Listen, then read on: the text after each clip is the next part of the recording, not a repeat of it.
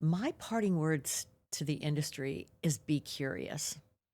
Be curious because we all know 95% of whatever the issue might be, but it's the 5% we don't know that can make or break a business deal or make or break or win or lose a war. And that would be curious. And curious means ask questions and then listen.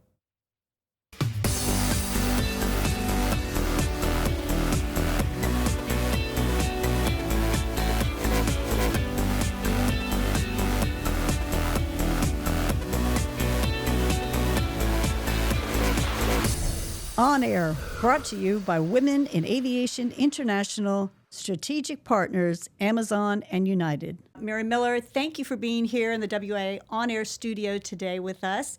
Mary is a longtime friend and colleague as the VP of Industry and Government Affairs for Signature Aviation. We're really pleased to have you here today. Great. Thank you, Kelly. It's just a privilege and an honor to be here today and excited to just spend time talking to you about 44 years in aviation. Nearly a walk in the park, 4 decades, right? 4 decades, yeah. When you say that out loud, like 44 years, that's a long time working. It is a long time working and working, it's unusual, to work for the same company for that many years, but with the various buyouts that we had, it felt like I was working for 5 different companies. Yeah, that's an interesting point. They kept time. it fresh, didn't That's it? right. I mean, in terms of you were probably doing maybe the same job, or was it always? It was not always the same job. Yeah, my first promotion was director of customer service. So that was looking at all the customer service practices inside the organization. And, you think back on, the late 80s, like what constituted an FBO chain? Well, 14 locations. 14 locations was a chain, and it went to now, in the United States, more than 160. And then, of course, worldwide, we're, over 200. But starting there, you look at all the practices and trying to figure out how to make them standardize. Mm-hmm. And so that was kind of the energy that went into that first job. And then, kind of went from there. Then it was customer relations, which was interacting, with all of our customers as well as our practices. And then from customer relations is when I was approached by Michael Sharinga, and he asked me if I would consider the industry and government affairs position here in Washington, D.C. And I said, hey, sure, I'd consider it, but be aware I don't have a government pedigree. I've never worked on the Hill. I've never worked for the government. And so you should be aware of that. And he goes, you may not work for the government or anyone on the Hill, but you know everybody that does. So I said, well, okay, because you grow up with people. And that's what's happened. You grow your up relationship. With your relationship, absolutely. Took you into that path. That's right. That's right. That's exactly right. Mm-hmm. Did you ever see yourself like being a Hill kind of, I don't want to say a lobbyist, but certainly a governmental representation for the company, right? I mean, that's right. And no, not really. It wasn't anything that was on my radar screen at all. But it's one of the things that as you go through life, it's so important just to be open-minded. Don't put a block up to change. Look at it as an opportunity. And so that's what I did, looked at it as an opportunity. And I found people that I knew were super good at what they did. One of them is Win Shaw. Win Shaw was the legendary vice president of government affairs for Gulfstream here in Washington, D.C. And I just said, hey, Win, would you take me around the Hill and kind of show me, the ropes up here and how you do it? And he did. He took me under his wing. And many others, Paul Feldman over at Gamma, Lisa Piccioni when she was at NBAA, Joel Bacon over at AAAE, just a lot of friends in the industry that, we just worked together and made things happen. Yeah. Yeah. You touched on a topic that I think our youth in particular need to hear about, and it's mentoring. Yes. And networking. Yes. And you've kind of listed some people that had that role in your life, but yes. I mean, I think women are maybe afraid to reach out. And I also say that you could have a male and or a female mentor, and that's very important too. So can you talk a little bit about like the importance of mentoring? Yes, absolutely. It is, I think mentoring is critical. And I have 3 mentors that come to my mind like immediately. And I've already mentioned, I think, all 3 of them. And Winshaw from Gulfstream, and he helped me at the phase of my career where I needed some help with outreach to government and Hill types and so on and so forth. Bill Boyster, he was invaluable and just giving guidance. When Bill asks you a question and you reply, there is nobody that listens better than Bill Boyster. And just his lessons. He has so many lessons in life that at that phase of my career, he was so beneficial in that guidance. And then, of course, Bob Showalter, who my first promotion, and he saw something in me that I didn't see in me. And note that my 3 mentors are all men. Okay, all men. And so I worked my way through. You have to think of the time period as well. There really weren't, like, you could look around and there really weren't a lot of females that you could reach out to. But you establish your own network. And so there was a lot of us the same age that we hung out together. So, you can think of like Cassandra and Shelley and some of the other fun people in the industry that, you'd say, this happened to me. What do you think? And you could find that they have similar experiences as well. So yeah, that's hugely important. I think so too. And you reflect on those times and while where, women in the aviation industry, our percentage are growing incrementally. We're seen in the flight deck more. We're seen in the air traffic control. We're engineers. We're aerospace, astronauts and such. But I think that we also have to pause on the fact that there are maybe some obstacles along the way, but you kind of focused on the fact that you just took those opportunities and went with them. So that's right. What's kind of your advice on that kind of topic about how to really use your skills or your techniques to kind of further yourself in your career? Really, I think jump on what you feel your best assets are. In my case, I am not afraid to talk to a stranger, and that has really, I think, helped me navigate. Washington, D.C. is a different animal than Indiana. And so, just being a bit outgoing, it may be uncomfortable for people to go to a reception or a lunch and network with people. However, it's critical to, really critical in life in general. And just honing in on those skills. And, at some point you, as I was approached to, would you consider coming to work? And it was, a lot of different companies along the way. And so that's how I think, other opportunities, you can work your way through.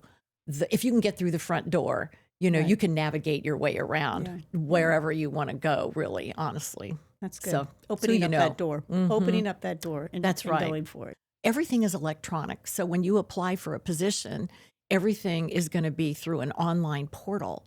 However, if you know somebody within that company, if you can reach out to them to say, hey, can you put in a good word for me? What happens is you're doing the company a favor as well.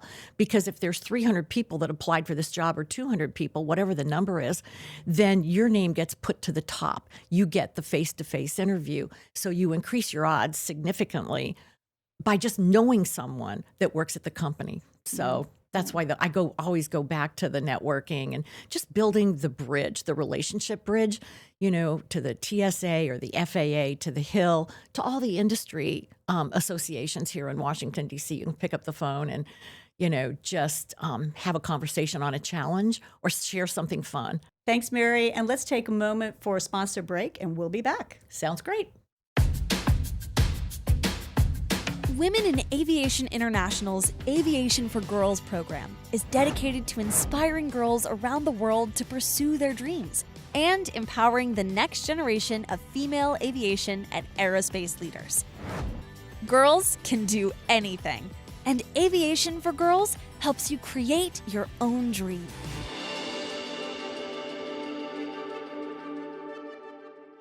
Obviously, we talked about the fact that you've had a long career over decades. And in the industry overall, we've seen, fuel increases and 9/11 and terrorist attack. I mean, the list goes on. What maybe, as you reflect on your career, was maybe the hardest challenge you had to overcome, and how did you do that? Yeah, I think the hardest challenge is the 9/11 terrorist attacks. And that, I remember that day crystal clear. It was the Business Roundtable, which is the Fortune 100 companies coming to Washington, D.C. We had 72 airplanes here on the ground before 9 o'clock in the morning. And I believe the first plane hit the World Trade Center. It was like just shortly after 9 o'clock.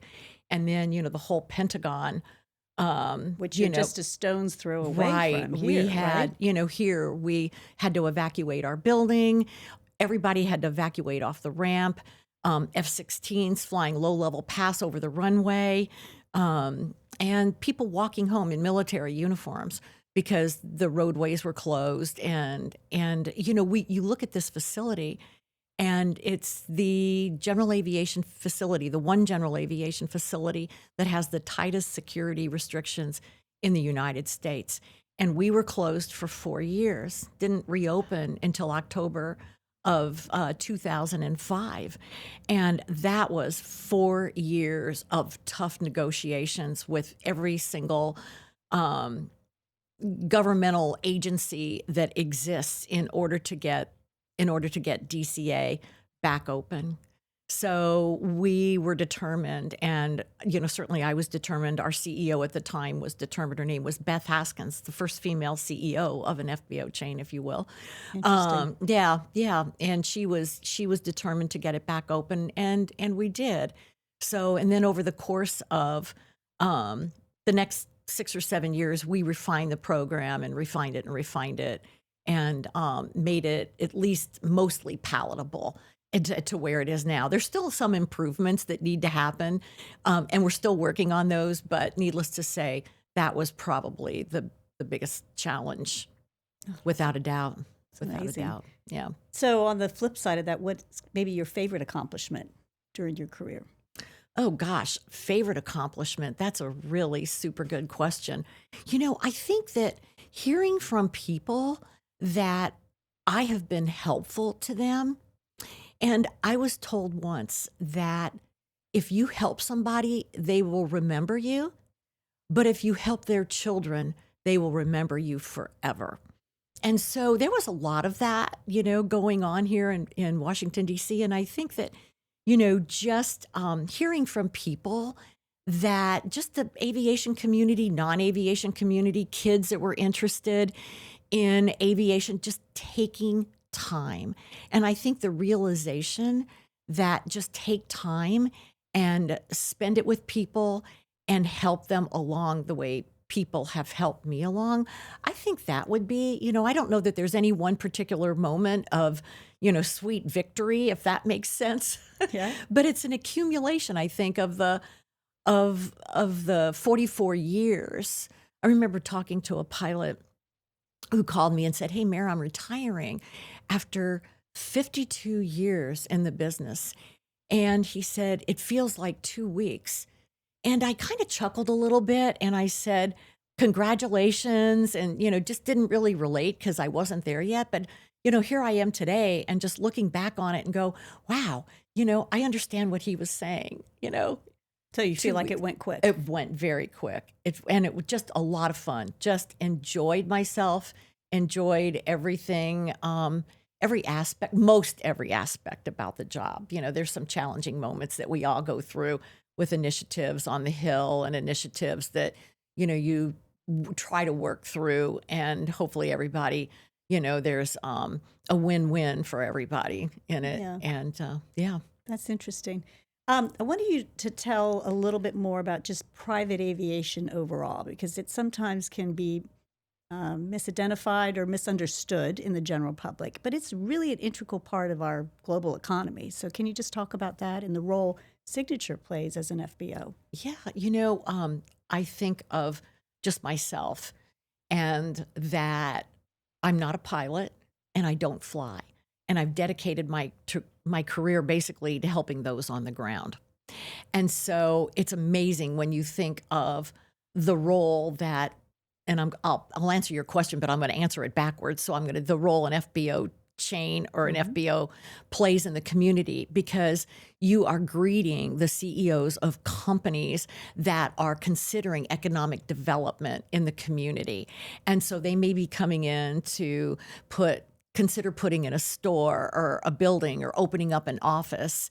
And it is the way you want to make a positive first impression when they come into the airport. And that is, the role that the FBO community plays in private aviation. Same thing with individual owners. We have a lot of small business or private pilots that they are flying into the community for one reason or another. It could be to visit family. We try and have fun with, kids that are coming in that are going to college, and maybe their dad is flying them in, or they're celebrating their 21st birthday or whatever. We try to make it a fun experience, and connect with them when they come into the community, make them feel that they're part of a family, if you will.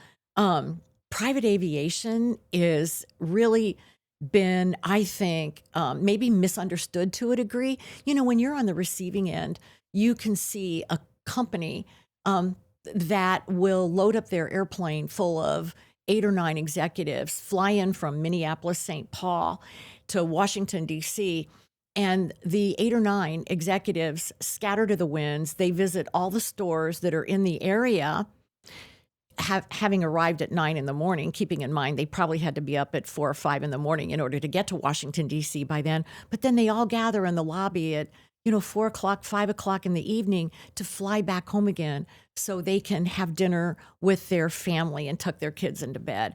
And I think that's a big part of private aviation that we see that, perhaps many people don't see. We see the corporate angel network, we see their passengers, coming through, and, it could be a little kid that's being treated for cancer. It could be a parent. It could be anybody. We greet those. We greet the veterans, that are coming and going from Veterans Airlift Command and some of the other organizations, the dogs, and paws and all of that. So, there's a lot of give back that the community has, and I think that there is a small percentage of utilizers of private aviation that end up making the headlines, not necessarily in the most positive of fashion. So anyways, but that is not the majority. Yeah. Yeah. But that giving back is certainly very integral to who private aviation is as an entity. And I know that at Signature, you've been very generous hosting Girls in Aviation Day for Women in Aviation International. Indeed. So I'd like Absolutely. you to talk a little bit about that, because again, we're inspiring those youth to think about aviation. And that, to your point, Kelly, it is so much fun, and the employees here have so much fun, as you know, because you see our little golf cart that's an airplane that, we do the marshalling exercise with them. But, to connect with those kids at young ages, 5th grade, 6th grade, and let them see, what aviation is all about. Because, they're in school, and, you retro back to our days in school, and you're doing your math, you're doing your history, you're doing your English, but you can't really figure out how is that applicable, as you kind of go through life and end up in a career in some fashion, like even somebody that, I want to be an accountant. Well, you can be an accountant for an aviation company or at an airport or for an airline. And so it's kind of a fun thing to be able to show the girls through fun exercises, how airplanes fly, destinations, how to marshal airplanes, all the different exercises that, the Girls' Day provides for the young kids coming here, and, their backpacks and all the swag they have fun with. And it's a great teaching moment. It really is. And I know for the girls that attend here, 90% of them had never been to an airport, let alone kind of a fixed base operation, to understand what that is all about in aviation. So a young girl is thinking about, well, I want to do what Mary's doing, or how do I get involved in working at an FBO? What would your advice be? Stay connected. Stay connected to those that are in aviation. Think of those of us that you met along the way, at a Girls' Day, and stay in touch. And my degree was business administration, and I did not have an aviation pedigree. I didn't go to Embry-Riddle. I really didn't even know what general aviation was until I migrated to the Butler Aviation side of the house, because I started out in the PR department of a Fortune 500 company doing press releases in the company newsletter when the CEO decided the company needed an airplane, and because he thought it was a PR tool and I'm the lowest man on the totem pole, you're going to work with the pilots and scheduling the airplane. An airplane? The company has an airplane? So that was my introduction to it. Really had a very close working relationship between General Aviation Manufacturers Association and who you represented, Signature on the Hill. Right. Absolutely. And we have a board seat at Gamma. I see. And Tony is our board member, Tony LaFave. Yeah, he's our CEO. So would you go up on the Hill and testify with Gamma reps, or was it more kind of lobbying, connecting efforts? It was more, lobbying on specific issues, that kind of a thing.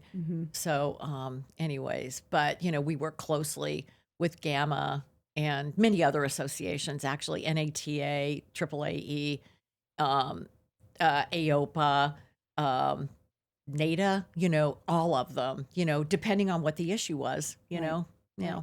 That's good. Usually we're part of the trickle effect. We're not at the pointy end of the spear, but every now and then you end up at the pointy end of the spear. You have to support those associations that are at the pointy end of That's right. Yeah. That's right. Yeah, That's it's interesting. important to be a good neighbor. Yeah. Yeah. So as you look at your retirement plans, what do they include? Travel? No, oddly enough, you would think it might, but not. Yes, travel, but not immediately. I think the travel is something that we will look forward to doing in 2026. But in 2025, it's just kind of like, let's see what's out there, reconnecting and spending more time with family, spending more time with friends, and, going to places that are nearby that are our favorite places. So, reconnecting with, cooking and gardening and just things like that, staying active with the National Aviation Hall of Fame, and see what else pops up out there. So my good friend Chris Brown is the director of the Air and Space Museum. So, could end up doing something, maybe not. Chris, you hear that? Exactly. So he may bring you in a full-time role or not. But That's right. Well, and they right now are interested in bringing some girls out to our Dulles facility this summer for an educational piece. So that's excellent. Yeah, it is excellent. I knew you'd like that. Yes, I do. I do. So kind of as you set your sights now and you reflect on this illustrious 40-plus year career, what's your kind of parting words to the industry? My parting words to the industry is be curious. Be curious. Think of the dart scene from Ted Lasso. And if you haven't seen it, Google it. Just dart scene from Ted Lasso. Be curious, because we all know 95% of whatever the issue might be, but it's the 5% we don't know that can make or break a business deal, or make or break or win or lose a war. And that would be curious. And curious means ask questions and then listen. I love that. Yeah. Mary Miller, Vice President of Industry and Government Affairs for Signature Aviation. Really happy you stopped by to have this conversation with us as you set out on another new path for your retirement. Thanks for all your years of service. Oh, thank you, Kelly. And it's just been a pleasure to work with you through all these years as well, because you are the face in my mind of Women in Aviation and Girls Day, and look forward to perhaps organizing something in the future with Girls in Aviation Day. So thank you for having me today. I love that. I'm Thank honored. You.